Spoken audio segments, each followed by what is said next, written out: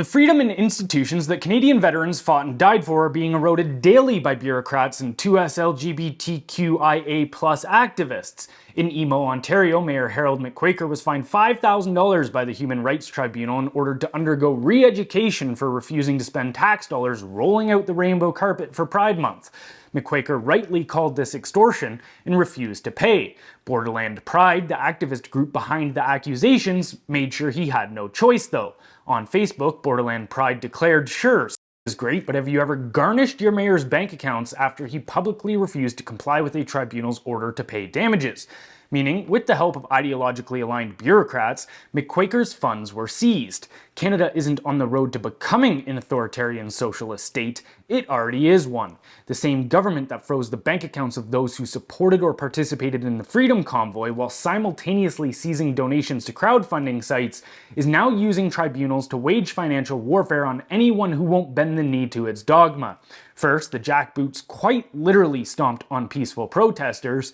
Now they target ideological dissenters. While almost everyone sees the value in the concept of human rights, it's absurd narcissism to claim that not being celebrated constitutes a violation of these rights.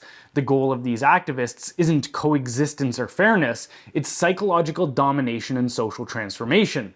A glance at Borderland Pride's banner, "Make Emo Gay Again," reveals the movement's departure from normalcy and acceptance towards militancy. Consider the data. Studies show anywhere from 50 to 80% of transgender individuals have personality disorders, compared to 1 to 10% in the general population. If we average the findings of these many studies, that means there's roughly a 1,200% increase of personality disorders amongst transgender individuals. Of those involved in a single study, 57% exhibited clinical narcissism. Yet these groups, who are roughly 13 times more likely to have personality disorders, are wielding tribunals to punish anyone who resists their delusions. This isn't about justice, it's about power.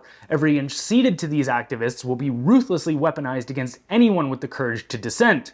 The mayor of Emo is just the latest to be put in the crosshairs.